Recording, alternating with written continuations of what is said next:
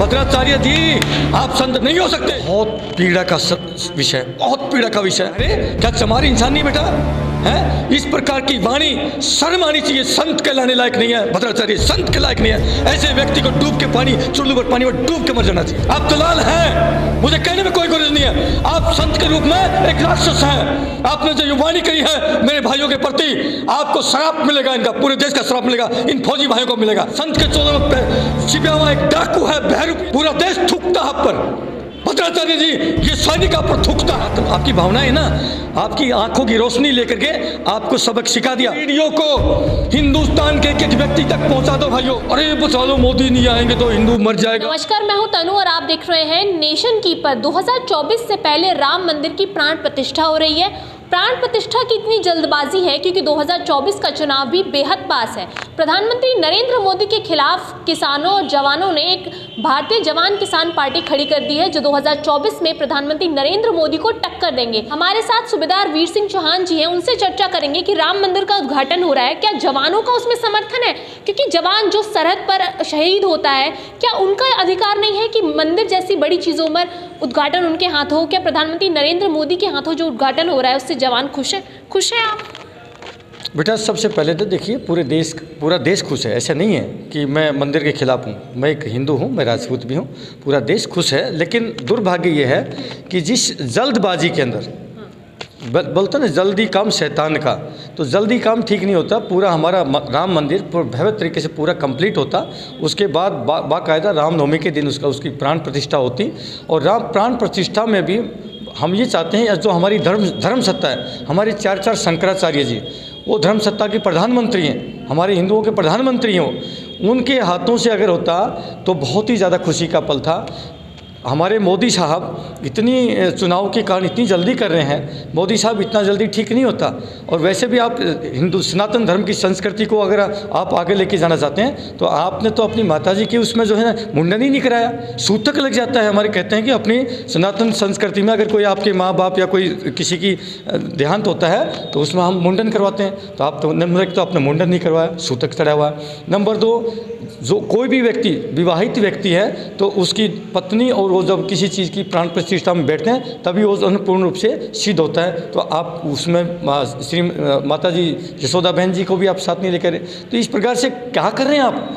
इसमें तीन शंकराचार्य बेटा, 3 शंकराचार्य नाराज़ हैं। चारों में से एक हैं, एक वो थोड़ा सा पॉलिश लैंग्वेज बोल करके क्यों राज सत्ता की मलाई चाट लेते, तो उनको बस उसका है और कुछ नहीं है। अन्यथा पूरा देश का जो सच्चा संत है, सच्चा संत, वो आज विरोध में खड़ा है बेटा। इसलिए मैं पूरे देशवासियों से अपील करता हूँ कि कण कण में राम है। हम जहाँ भी खड़े हैं कण कण में राम है। राम तो सर्वव्यापी है। ये नहीं कि राम वहाँ मंदिर के उसमें प्रांगण में एक पत्थर की मूर्ति को राम होता, राम नहीं है। राम तो सर्वव्यापी, राम के कारण ही पूरी सृष्टि चल रही है। ऐसा नहीं होना चाहिए। इस देश के अंदर, ये देश एक जो है धर्मनिरपेक्ष देश है। इसके अंदर तुम सिर्फ हिंदू इस प्रकार से करोगे तो हम फौजी हैं बेटा। सेना में ऐसा नहीं होता। सेना में हिंदू, मुस्लिम, सिख, ईसाई और मिलकर के डट करके एक साथ मोर्चे पर खड़े होकर तब देश की रक्षा करते हैं। जैसे हम बॉर्डर पर खड़े हैं, एक मोर्चे पर मेरा मान लिया मुसलमान सिपाही है, लेकिन मुसलमान नहीं, लेकिन उदाहरण दे रहा हूँ, एक मुसलमान सिपाही है, एक हिंदू है, एक सिख है, एक ईसाई है। अगर वहाँ खड़े हैं, अगर गोली मेरे मुसलमान सिपाही को लगती है तो बगल में खड़ा हुआ हिंदू, सिख, ईसाई उस मुसलमान भाई की हिफाजत करता है। गांव से भाई नहीं आता वहाँ पर खून का रिश्ते वाला भाई नहीं आता। वहाँ पर हम खून से भी गहरा रिश्ता निभाते हैं। अगर हिंदू भाई को गोली लगती है तो बगल में खड़ा हुआ मुसलमान, सिख, ईसाई मेरी हिफाजत करता है बेटा। ये हमारी सेना सिखाती है। लेकिन बड़े दुर्भाग्य से कहना पड़ता है, आज इस देश के अंदर एक भयावह स्थिति पैदा कर दी, एक भय का वातावरण पैदा कर दिया। अरे बचा लो, मोदी नहीं आएंगे तो हिंदू मर जाएगा, हिंदू बचेगा नहीं। क्या कैसी घटिया बात कर रहे हो मेरे देशवासियों? हिंदू ना कभी खतरे में था, ना खतरे में रहेगा। ये आ रहे हैं फौजी बेटे, हमें राजनीति का कोई शौक नहीं है। आज अभी मैं जंतर मंतर से आ रहा हूँ बेटा। हमारे गरीब किसान मजदूर का बेटा, इस देश की रीढ़ की हड्डी है। देश के गरीब किसान मजदूर 80 करोड़ 140 करोड़ में से कितने? 80 करोड़, 140 में से 80 करोड़ मेरा गरीब है जो 5 किलो दाल चावल पर निर्भर है। आज उनके घरों में जाके देखिए 100 रुपये का नोट नहीं मिलेगा बेटा। एक एक नेता के घरों में छापा पड़ रहा है, 400 300 करोड़ रुपए, मशीनें गर्म हो जाती है लेकिन पैसा समाप्त नहीं होता। इसलिए मेरे देशवासियों से मैं अपील करता हूँ, हे मेरे देशवासियों, हे मेरे वतनवासियों, इस देश की मेन मीडिया की हया और शर्म खो चुकी है, बिल्कुल उसने अपनी लज्जा समाप्त कर दी है। आज सिर्फ जो है मंदिर मंदिर मंदिर, हिंदू मुसलमान। आज अगर मीडिया ने इस देश के अंदर जहर घोलने का काम किया है, एपिसोड चलाते हैं बेटा, आर पार महाभारत रण क्षेत्र, पता नहीं। मैं कहता हूं सुधर जाने की आवश्यकता है। इस देश की नेशनल मीडिया को अगर फौजी भाइयों की आगे हम चुनौती दे रहे हैं, तुमको जितना इन फौजियों को रोक सको तो नेशनल मीडिया को हम चुनौती दे, रोक के दिखा देना। सोशल मीडिया के रणबांकुर हैं आप जैसे बेटा।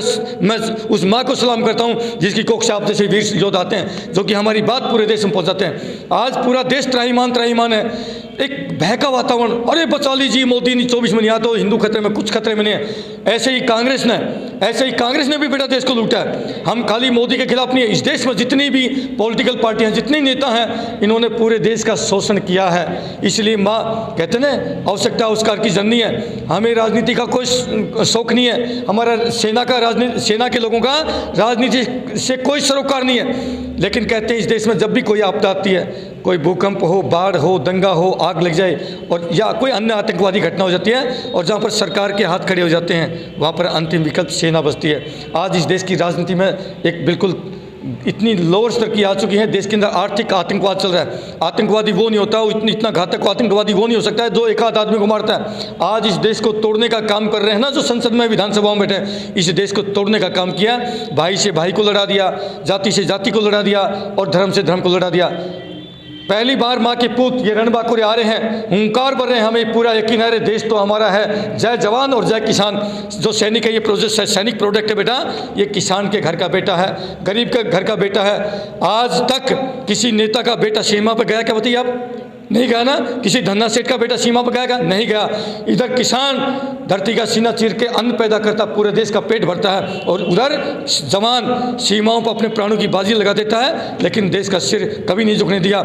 आज भी गौ माता, ये राम मंदिर कर रहे हैं। अरे राम लला जी आएंगे मोदी साहब, राम लला जी पैदा हो रहे हैं आपके हिसाब से 22 तारीख को, तो राम लला जी रोटी तो खाएंगे नहीं क्योंकि पैदा हो रहे हैं। दांत मुंह में तो दांत होंगे नहीं बेटा, वो बेचारे दूध पिएंगे तो प्यारी प्यारी मेरी गौ माता वो तो बचेगी नहीं, वो तो कटी रही है। तो ये किस मुंह से रामलला को प्राण प्रतिष्ठा की बात कर रहे हैं? बहुत दुर्भाग्यपूर्ण स्थिति है। मैं मोदी जी का अकेले का विरोध नहीं हूँ। जितने भी देश में नेता हैं, आज गरीब आदमी बेचारा गरीब होता जा रहा है, उसको नौकरियां नहीं है। नौजवान हमारे गरीब किसान मजदूर का बेटा जो अग्निवीर योजना का शिकार हुआ है, तकरीबन 6-7 लाख बच्चों ने सारे प्रोसेस करके बैठे थे। क्यों? आर्मी के उस मुकाम तक पहुँचना आसान काम नहीं है। अगर दौड़ होती है, 500 बच्चे भागते हैं, उस 500 में से 2 बच्चे उसको आगे पास करते हैं, और वो बच्चे सारे हेडल्स पार करके उस मुकाम तक पहुँचे कि सिर्फ किसी की ज्वाइनिंग बाकी था, किसी का छोटा मोटा मेडिकल बाकी था, और बच्चे सपना देखा था कि हम देश की रक्षा करेंगे, सीना तान कर देश के लिए खड़े होंगे। कुछ नहीं, उनकी आत्माएं रो रही बेटा। कुछ संत तो विरोध कर रहे हैं, कुछ संत भद्राचार्य जैसे ये भी कह रहे हैं कि जो राम को नहीं भजते वो चमार हैं, जो राम को नहीं मानते वो चमार है। इस तरीके के शब्दों का एक संत ने प्रयोग किया है। बहुत पीड़ा का विषय, बहुत पीड़ा का विषय। देखिए, दुर्भाग्य है कि भद्राचार्य जी, आप एक ऐसी गद्दी पे बैठे हैं, आपको पूरा देश संत होने के नाते, आपने वो पीला चोला लाल चोला पहन रखा, उसके नाते आपको सम्मान है। अगर आप जिस प्रकार की वाणी का इस्तेमाल कर रहे हैं, तो मैं कहता हूँ भगवान ने इस जन्म में तो आपकी आंखें का रोशनी लेकर के आपको दे दिया। आपकी भावनाएं ना, आपकी आंखों की रोशनी लेकर के आपको सबक सिखा दिया। और यदि आगे भी आप इस प्रकार की वाणी अगर करते रहेंगे, तो शायद अगले जन्म में इतना भयावह आपको श्राप मिलेगा इस देश के लोगों को। आपने क्या चमारी इंसान नहीं बेटा है? इस प्रकार की वाणी शर्म आनी चाहिए। संत कहलाने लायक नहीं है भद्राचार्य, संत के लायक नहीं है। ऐसे व्यक्ति को डूब के पानी, चुल्लू पर पानी में डूब के मर जाना चाहिए। मुझे धिक्कार है से। मैं राजपूत हूँ, और राजपूत संतों का कितना सम्मान करते हैं। हमारे यहाँ पर जाति पाति नहीं होती, लेकिन मैं बता देना चाहता हूँ भद्राचार्य जी, आप संत नहीं हो सकते, आप दलाल हैं। मुझे कहने में कोई गुरेज नहीं है। आप संत के रूप में एक राक्षस हैं। आपने जो वाणी करी है मेरे भाइयों के प्रति, आपको श्राप मिलेगा, इनका पूरे देश का श्राप मिलेगा, इन फौजी भाइयों को मिलेगा। आप बात कर रहे हैं, जो जाति पाति की बात कर, संत नाम का, संत के नाम पर कलंक है, धब्बा है। आप संत कहलाने के लायक नहीं है। पूरा देश थूकता है आप पर। भद्राचार्य जी, ये सैनिक आप पर थूकता है आप पर। आप संत कहलाने लायक है ही नहीं। शर्म आना चाहिए। आप एक संत कहलाते हैं। संत व्यक्ति के मुंह से ये भाषा बिल्कुल कभी भी निकल ही नहीं सकती बेटा। एक सच्चा संत ये वाणी कभी नहीं बोल सकता। संत के लिए तो पूरा मानव जाति उसके होती सम्मान के लायक। ये संत नहीं है। इस चोले में, संत के चोले में छिपा हुआ एक डाकू है, बहरूपिया है। मैं क्या क्या बोलूँ, मेरे भाषा में नहीं। हमारे साथ वीर सिंह जी थे। जब सरहद पर जब ये लड़ते हैं तो पूरे देश में सबकी रक्षा करते हैं। उस वक्त ये जाति धर्म ये नहीं देखते। तो आज इनका ये छोड़ता हूँ बेटा। अगर प्यारे देशवासियों, सेना पर विश्वास, अपने बेटों पर विश्वास, अपने भाइयों पर विश्वास है, आपको सौगंध, अपने माँ बाप की सौगंध है, हाथ जोड़ के अपील है, मैं पूरी आत्मा के साथ कहता हूँ, इस वीडियो को हिंदुस्तान के एक एक व्यक्ति तक पहुँचा दो भाइयों। ऐसे जो संत उस टोले में बैठे हुए ढकोसले बाज, ऐसे लोगों का चेहरा नंगा होना चाहिए, चेहरा नंगा होना चाहिए ऐसे संतों के नाम पर जो डाकू बैठे। मैं कहता हूँ, मेरा नंबर है 8368002355। पूरे देश की सेना खड़ी हो चुकी है। जो आप लोगों ने देशों को वर्गों में बांट दिया ना, चमार में, फलाना में, मुसलमान में, हिंदू में, मुसलमान में, ये बख्शेगा नहीं देश। फौजी आ चुके हैं, पूरे देश को जोड़ने का काम ये फौजी करेंगे। अरे हिंदू भी यहाँ रहेगा, मुसलमान भी यहाँ रहेगा, सिख भी रहेगा, ईसाई भी रहेगा।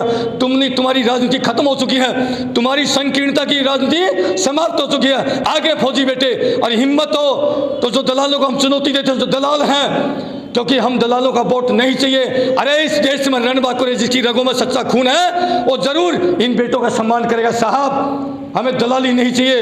इस देश के अंदर जो दलाली पड़ता है उसको समाप्त किया जाएगा।